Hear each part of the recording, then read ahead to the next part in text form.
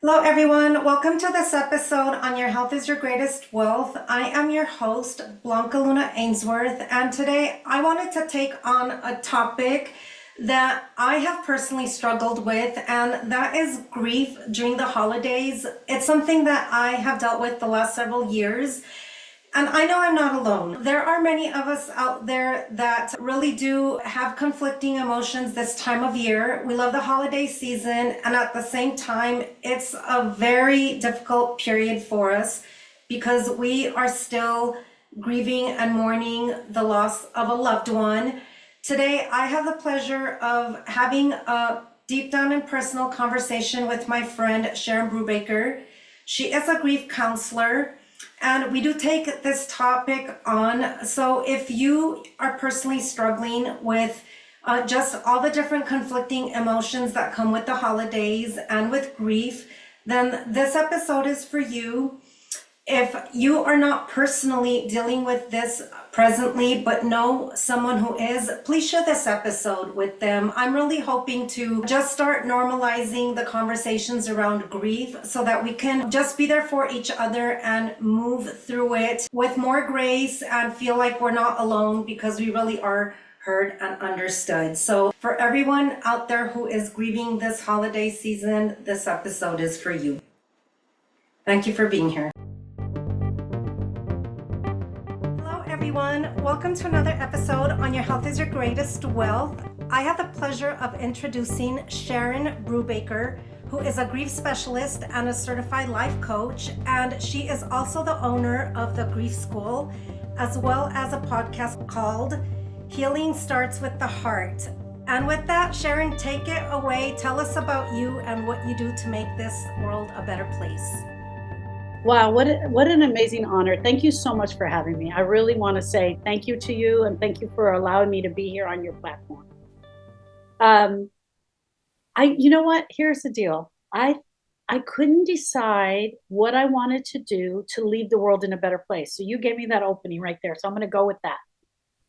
Before Austin died, Austin was my nephew, and before Austin died, I would always think, what am I going to do to leave this world in a better place? Because I honestly believe that we should leave it better than we found it, even if we change one thing, right? Mm-hmm. And so I could never come up with anything.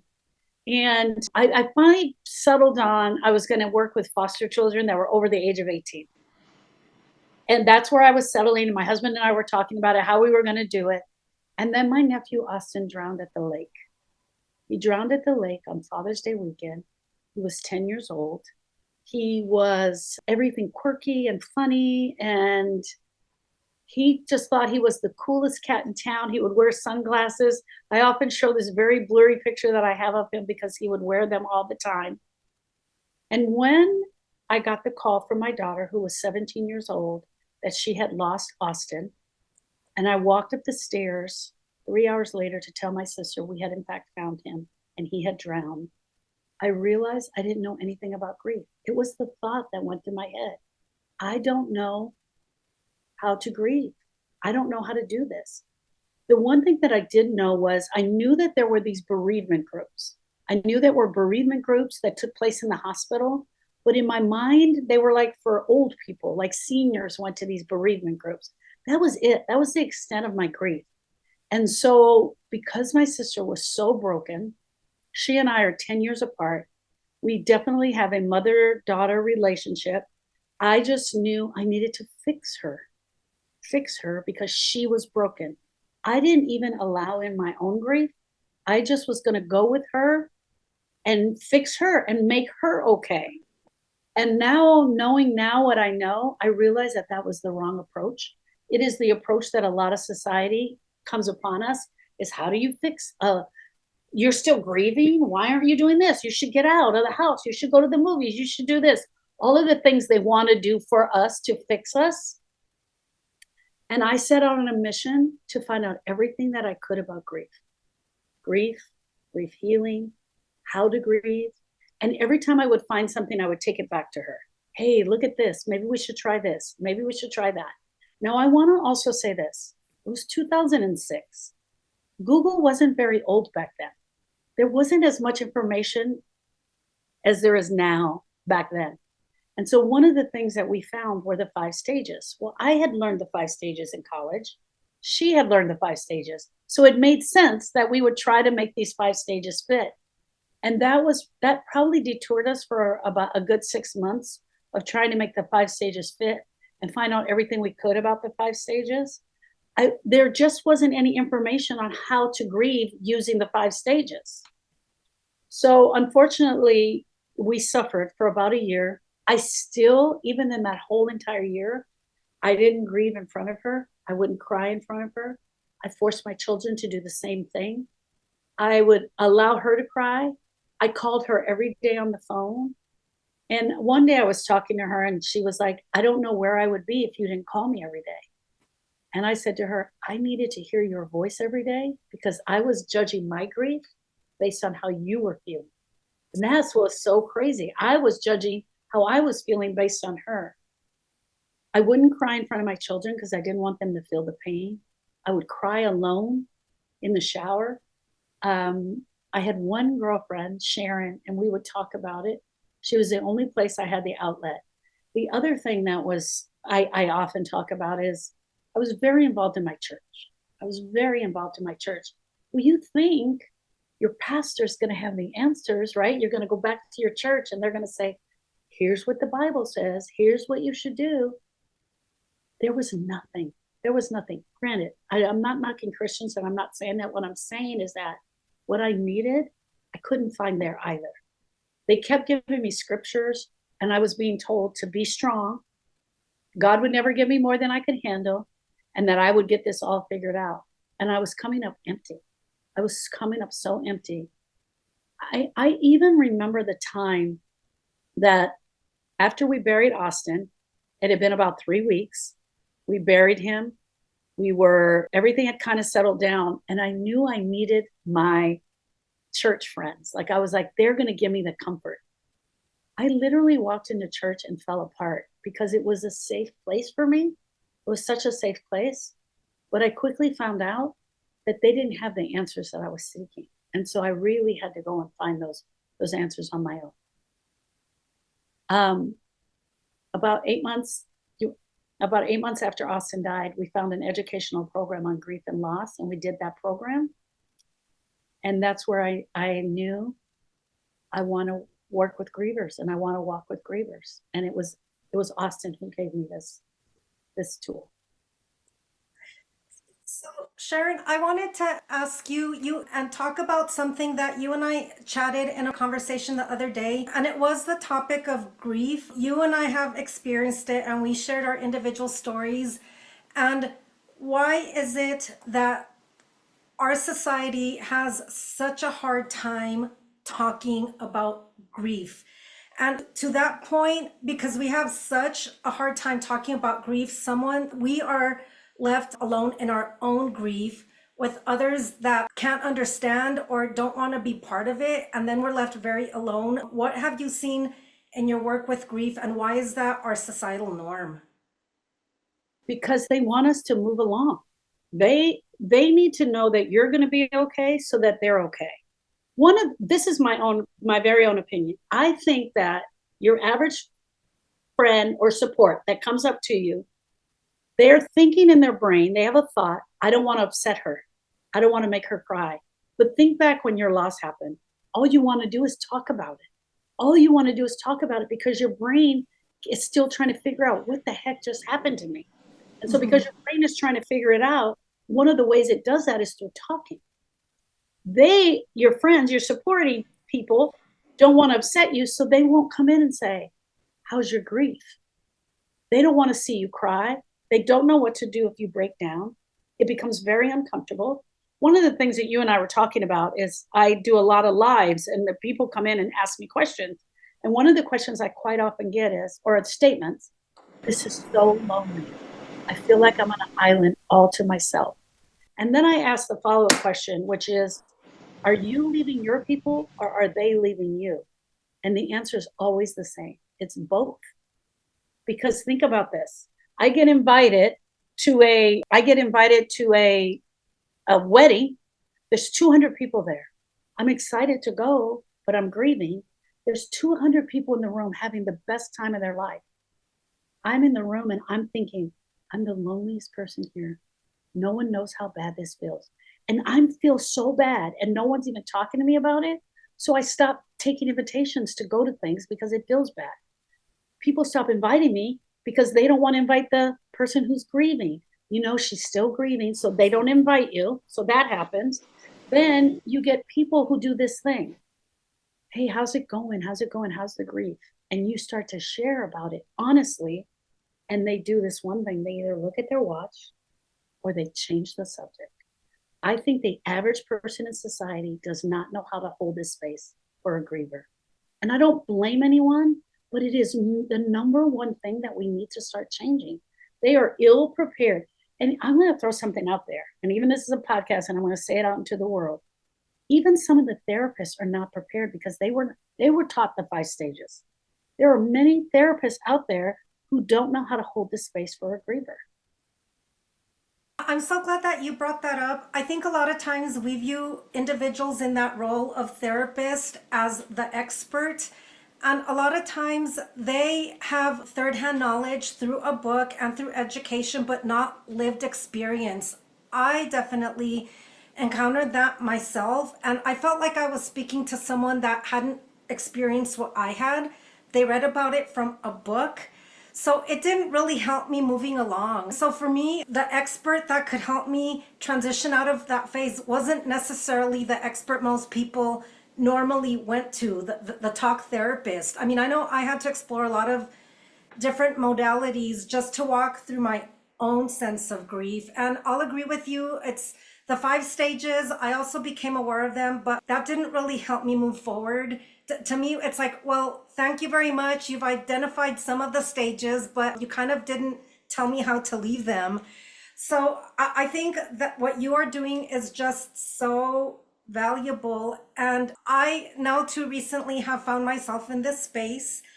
It's not a space that I ever saw myself in, but as you and I know, that once you're in the club, you're kind of there. It's us, it's the grievers, it's the bereavers, and loss is real. And I will also add, culturally, I am of Mexican heritage, and grief and loss and sharing emotions, none of that is really ever practiced. Quite the opposite. It's looked down upon and stigmatized. So I think certain cultures actually embed you staying alone with your grief. It's not something you're encouraged to share, so you could move past it. Do you see that a lot in the work you do? Absolutely, 100%, 100%. And it breaks my heart because, and hear me out. I said that I want to change the world in one thing, and I want to change the way people see grief and talk about grief. That's my number one mission. Grief equals pain. Grief equals pain. Grief, pain, grief also equals healing, right? Grieving equals healing. Grief equals pain. Grieving equals healing. We have to do the grieving in order to heal our broken heart. There are so many people out there who honestly buy into, I'm going to be like this for the rest of my life. I had a beautiful woman who just joined my Facebook group, and she wrote me a very long letter. And in the letter, she says, you seem so happy with your family. All of your photos seem so happy. I wish I could be like that. And I'm paraphrasing, but it was something to that effect. And I just thought, oh my gosh. Sometimes I question whether I should come across as so happy, but the truth is this, I'm selling the other side of grief, the healing part. I'm not selling the grief. I'm not selling the pain. One of the other things, and you're talking about being from the Hispanic background, don't speak ill will of the dead is huge for some cultures. So because we have the don't speak ill will of the dead, it often is translated into don't say their name.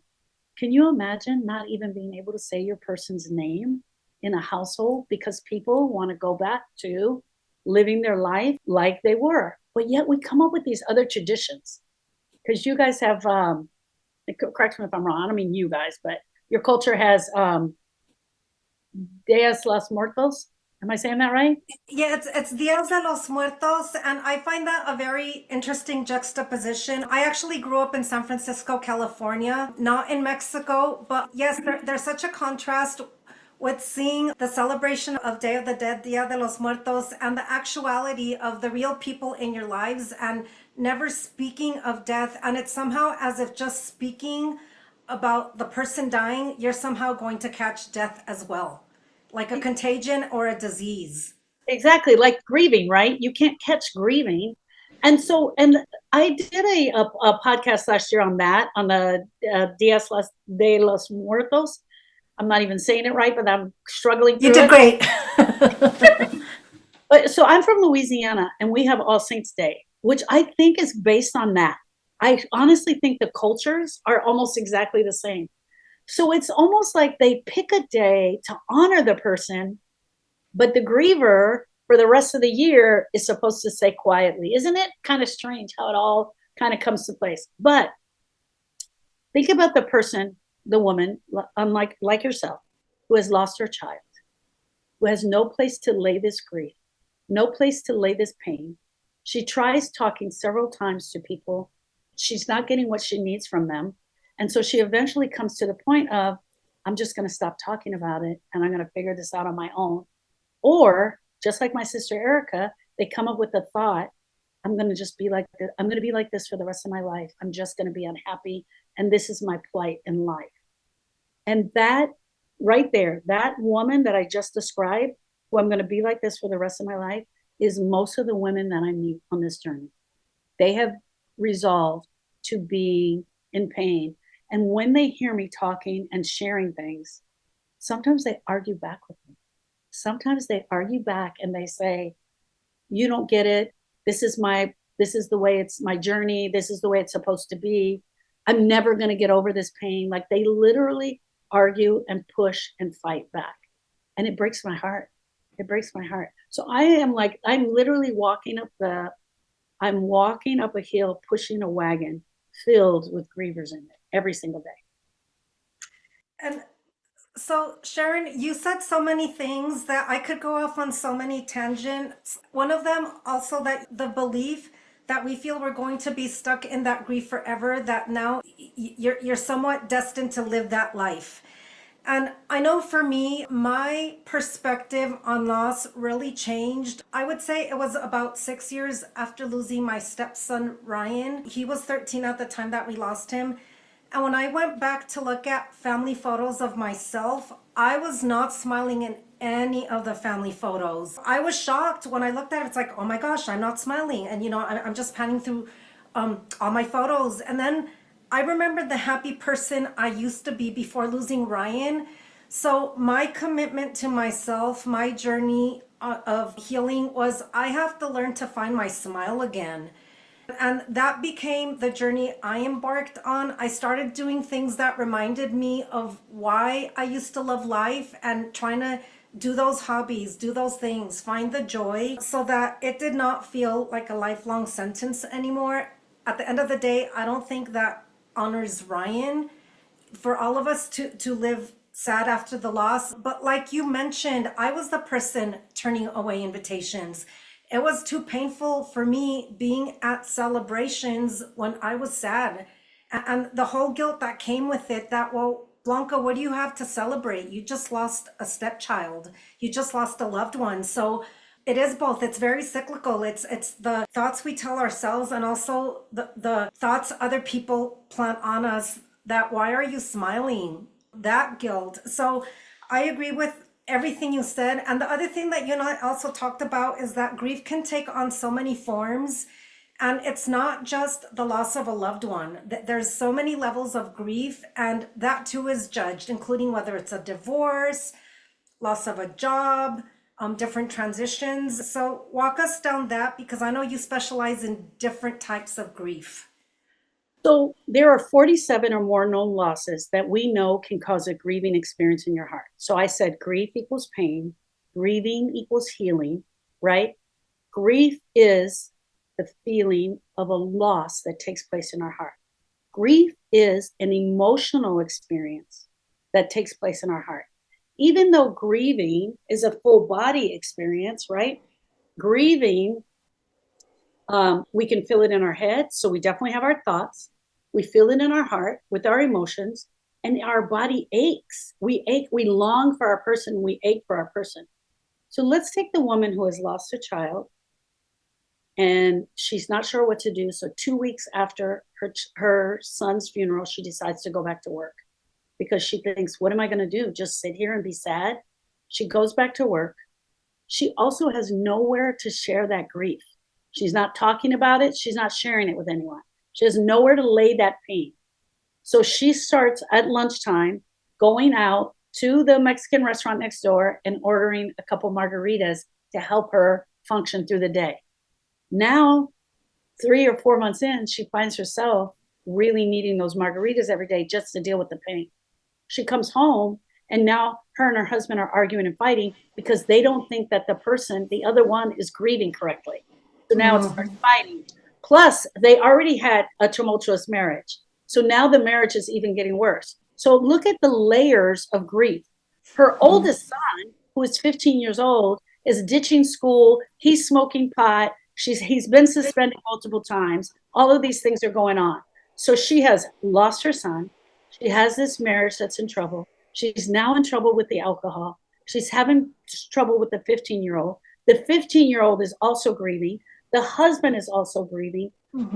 All of those layers just in one experience, right? Sometimes these grievers come to me because their marriage starts to fall apart. They don't come because of the loss of their child. It just so happens they share, but 10 years ago, I lost my child. And now we've got all this other grief because now they probably have gone through foreclosure, they've gone through divorce, financial changes, layers and layers and layers of grief. Yeah. And what you said rings so true, Sharon. People grieve differently. And I know for me, when I was grieving the loss of my 13-year-old, it looked a lot different than how Robert, his dad, was grieving. I needed to talk about it and share. And maybe that's something that we as women do. Maybe it's not a gender thing. I don't know. That's just a space I found myself in. And Robert, it was just so raw for him that he could not talk about it. And talking about it made him feel worse, so he buried it.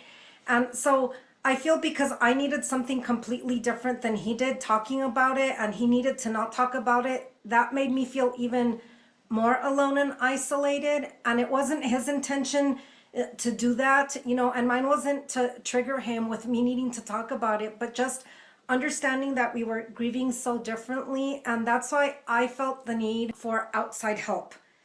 And that is a value I see for someone to reach out to a grief therapist, someone doing hypnotherapy, alternative healing modalities. I know for me, talk therapy was not the thing, but definitely hypnotherapy was, because there was a lot of things that I didn't even know I was suppressing, and that came out through the hypnotherapy. And so anyways, that was one of my main impetus for starting this YouTube channel, that I just discovered so many different healing modalities because I was on my own journey to heal. And it was modalities that I probably would not have learned about or explored had I not had the loss. So thank you for doing what you do and for being a guest here. And I think this just adds so much value to someone out there that needs to listen to this today. Absolutely. And I want to piggyback on what you just said. I encourage grievers to find 3 different types of modalities. I agree with you 100%. Not one is going to be the right one.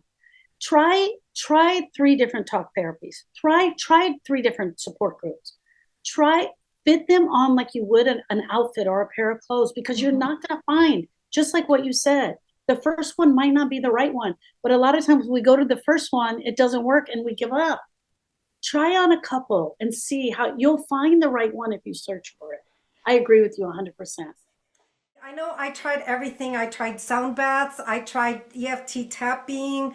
I tried, again, the hypnotherapy. I mean, I tried everything that was out there. And I would say it had a compound effect. I think with everything that I tried, it helped the next thing that I tried, because healing is not linear. And, and I think everything eventually added up to the sum of what helped me and is still helping me on my healing journey, because It's not a one and done. It is a lifelong journey, I feel, for some of us. At least that's how I feel right now. I'd love to, again, maybe look back at this episode a year or 5 years from now and see if I feel differently. Right now, I'm still on the journey. I am still healing. And I am trying to reach back out to others who are maybe just starting their journey and don't really have a sense of direction or where to go, to let you know it does get better. The loss is always there. I feel the pain is always there. It's just now at a level that I can carry it better. Yeah, I love that. I love what you're doing. I love your vision for the future, and I love that we're going to be women that change this world and change this conversation and change the conversation of grief and grief healing for sure. Absolutely, 100%. And so, Sharon, talk to me a little bit about, you actually had compound losses. You did not just lose one nephew, Austin. You lost a second nephew. So Austin died in 2006. A year after Eric and I did our program, we decided to start a grief program where we would help women. And we started very small in my living room. We would have women come over, and she and I would teach them a little bit about what we knew about grief. And we made a support group, and we started out that way. And we started a podcast. We started doing the podcast. We recertified our license, and we were really going down the path of healing. And in 2015, we were recertifying in Texas, in Dallas, Texas, and we came home for the weekend. It was 4th of July weekend, and I got a call from the police officer here in Sherman. And honestly, I didn't understand what he said. I thought it was like one of those calls where, oh my gosh, my sister didn't make her car payment and they're calling me, like she put my phone number down, because he said he was calling from DPS and I didn't know what that was. And that's the Department of Public Service out here in Texas. And quickly I realized that he was calling me about Donovan. And this is what I said to him. I said, sir, before you tell me what you have to tell me, and I was like begging him not to tell me. I said, my sister has already lost a child. Please don't give me any bad news. Like I was saying to him, please don't tell me anything bad. She won't be able to take it. Like, please. Like I was literally begging the man not to tell me. And he says, yes, ma'am, I know. But I'm so sorry to tell you that Donovan was killed in a motorcycle accident. And for the second time, I had to tell my sister that she had lost a child. But this time, it showed up differently. It showed up deeper. She was angrier. She was angry at the world. And I can share this story because she gives me permission. But she was angry at the world. She was angry at God. She was angry at people who had their children alive. She was angry at people who didn't want to hear about her grief. She also went inward and refused to talk about it.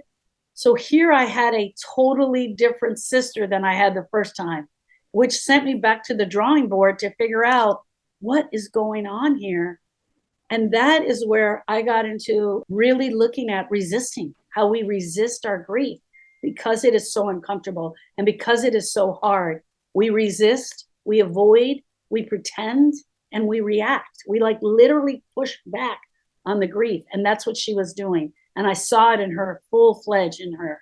And so I created another program called Processing the Pain of Grief, which is just for the new griever to help them understand what this feels like. Yeah. How is your sister now, by the way? She's actually working on a hospice program out here. So they have her, she's on a special project out here. So we've separated for a short period. If you saw her, you wouldn't believe it. If you saw her, you wouldn't believe it. She will tell you right now, she's living her best life with her boys because she's done her work. She's out talking about it. She shares about it. This year was Donovan's 30th birthday, and it was tough. It was a milestone that was tough. And like you say, there will be milestones and days where it is absolutely brought up to you and you have to deal with that portion of it.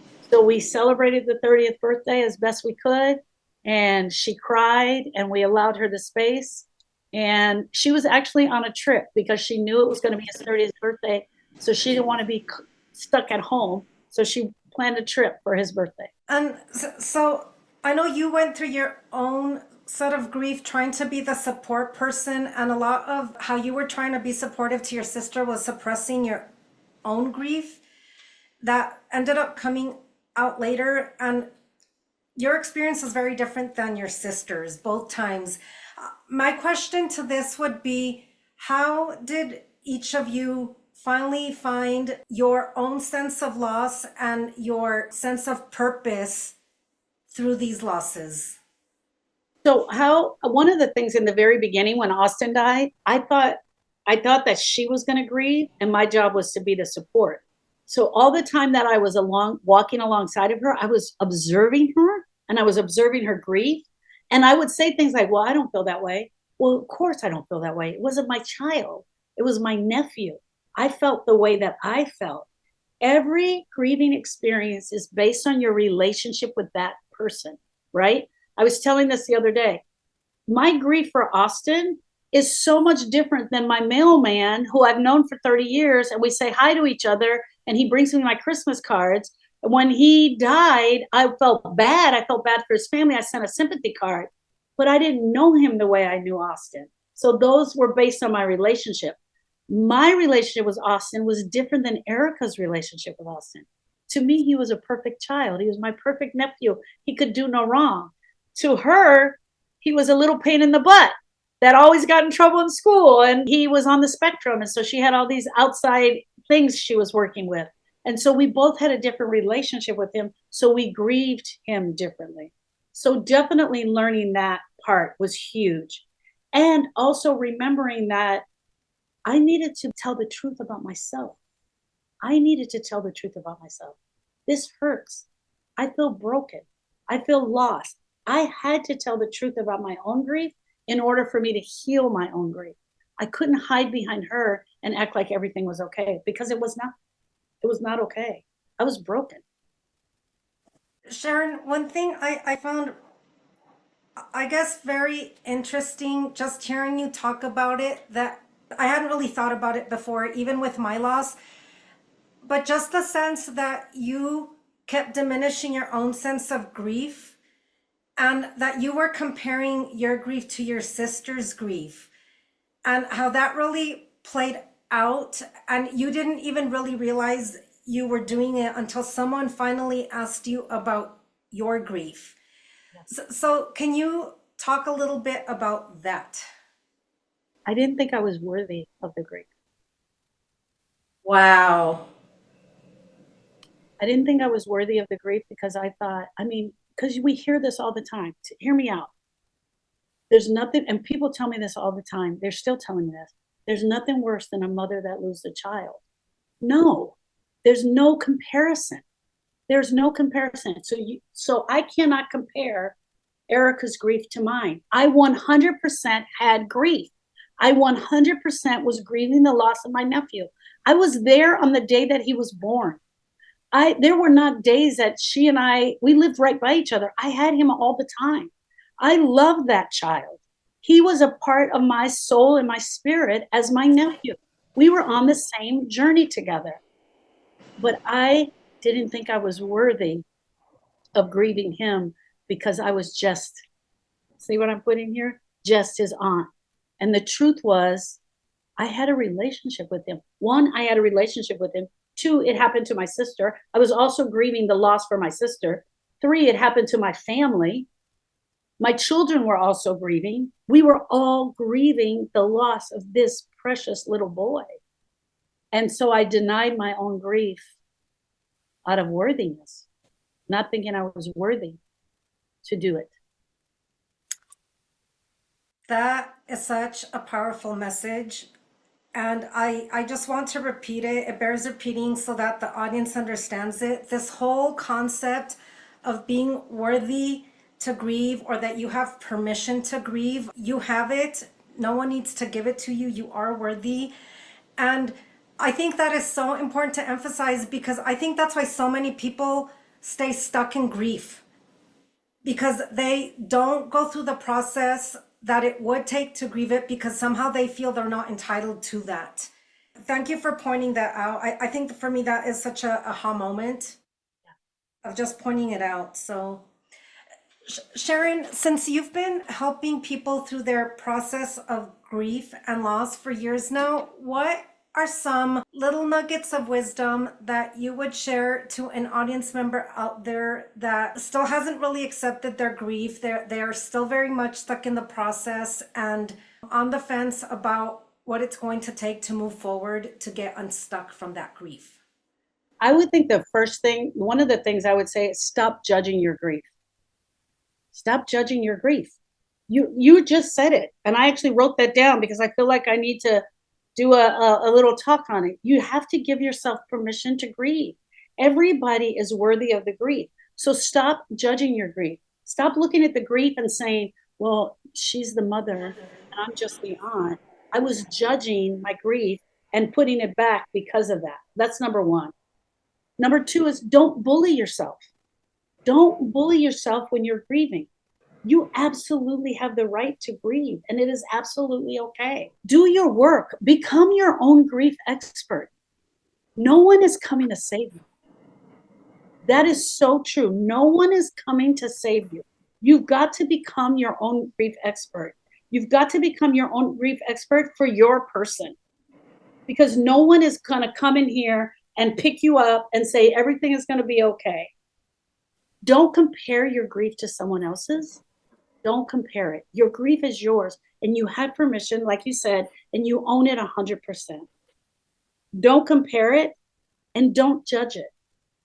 And be okay with whatever shows up. If today you cannot get out of the bed and you pull the covers over and you cry all day, be okay with that. If tomorrow you can do a few things, then do a few things.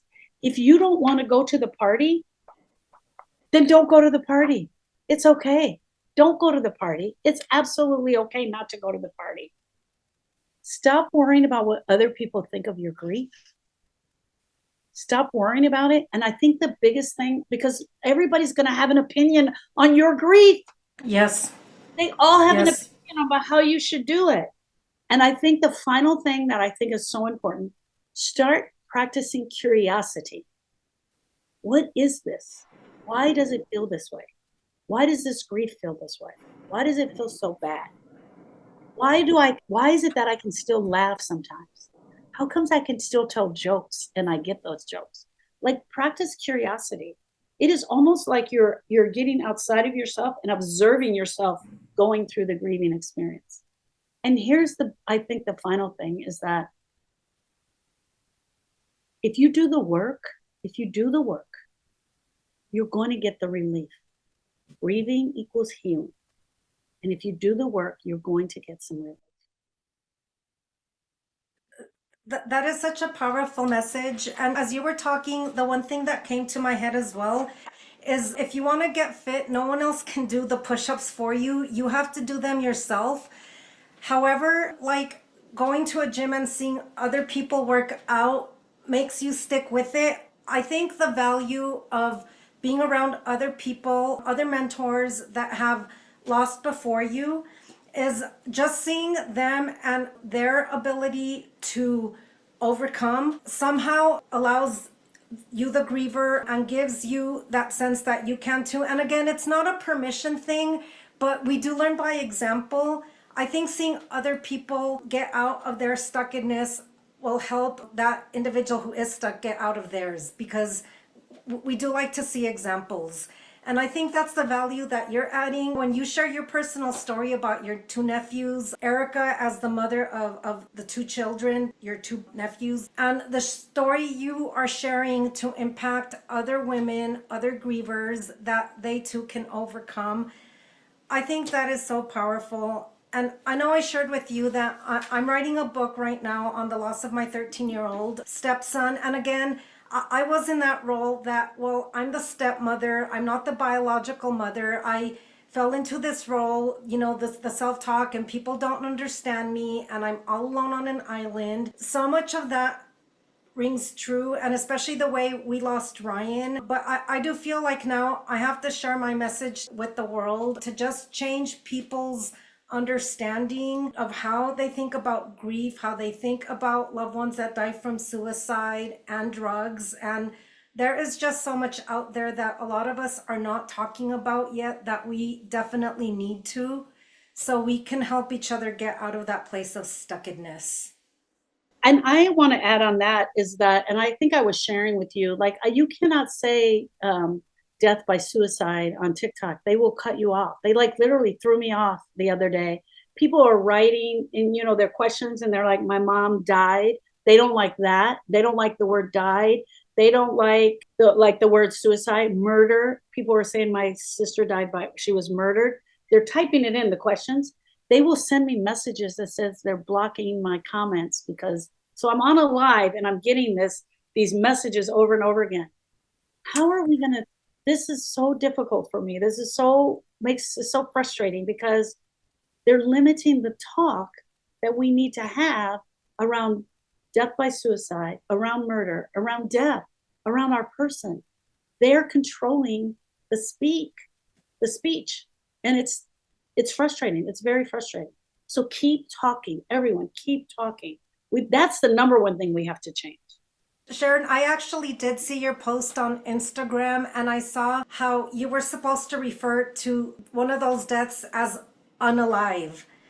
And I actually commented on that as well because I agree with you. If we are so censored that we cannot talk about our innermost pains to heal, then we as a society are not progressing because we can't reframe the conversations. We can't work on our own mindset of how we view and move through those losses and how we can help others. So definitely, I think that is cause for concern. And I'm glad you're out there sharing the message. I have started connecting with others that are also sharing that message. And so thank you for the work that you do. I honor you. And with that, are there any parting words that you would like to share with our audience? I just want to say this. If you're hearing this, know that we see you. Know that we are you. We are both grievers. And know that we're willing to sit at your feet and do whatever it takes to help you on this healing journey. You are not alone. And there's no reason for you to suffer alone. And I'm truly honored to be here and share this message with you today. Thank you, Sharon. And with that, thank you, audience, for joining us here on another episode of Your Health is Your Greatest Wealth. Please like, please subscribe the button below, and I will provide Sharon's information in the description section of this YouTube channel. Thank you.